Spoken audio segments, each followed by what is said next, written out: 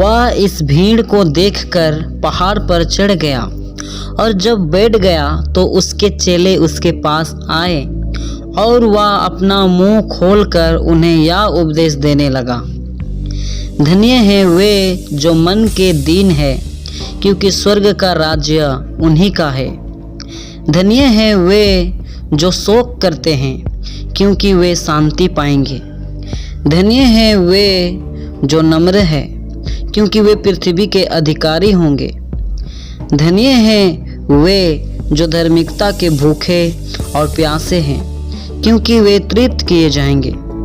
धन्य है वे जो दयावंत हैं, क्योंकि उन पर दया की जाएगी।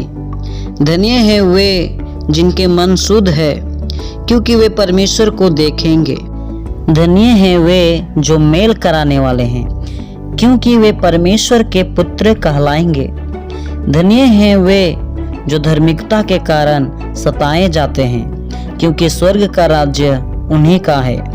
धन्य हो तुम जब मनुष्य मेरे कारण तुम्हारी निंदा करे और सताए और झूठ बोल बोल कर तुम्हारे विरोध में सब प्रकार की बुरी बातें कहें, तब आनंदित और मगन होना, क्योंकि तुम्हारे लिए स्वर्ग में बड़ा फल है।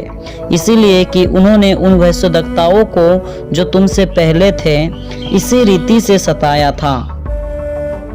तुम पृथ्वी के नमक हो, परंतु यदि नमक का स्वाद बिगड़ जाए तो वह फिर किस वस्तु से नमकीन किया जाएगा? फिर वह किसी काम का नहीं, केवल इसके कि बाहर फेंका जाए और मनुष्य के पैरों तले रौंदा जाए। तुम जगत की ज्योति हो, जो नगर पहाड़ पर बसा हुआ है।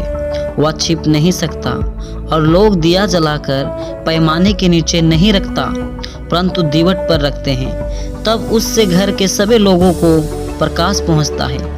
उसी प्रकार तुम्हारा उजियाला मनुष्य के सामने ऐसा चमके कि वे तुम्हारे भले कामों को देखकर तुम्हारे पिता की जो स्वर्ग में है बड़ाई करें।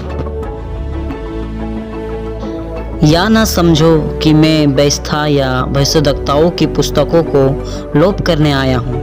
लोप करने नहीं, परंतु पूरा करने आया हूँ। क्योंकि मैं तुमसे सच कहता हूँ कि जब तक आकाश और पृथ्वी टल ना जाए, तब तक व्यवस्था से एक मात्रा या एक बिंदु भी बिना पूरा हुए नहीं टलेगा। इसीलिए जो कोई इन छोटी से छोटी आज्ञाओं में से किसी एक को तोड़े और वैसा ही लोगों को सिखाए, वह स्वर्ग के राज्य में सबसे छोटा कहलाएगा। परंतु जो कोई उन आज्ञाओं का पालन करेगा और उन्हें सिखाएगा, वही स्वर्ग के राज्य में महान कहलाएगा। क्योंकि मैं तुमसे कहता हूँ कि यदि तुम्हारी धार्मिकता शास्त्रियों और फरीसियों की धार्मिकता से बढ़कर ना हो, तो तुम स्वर्ग के राज्य में कभी प्रवेश करने ना पाओगे।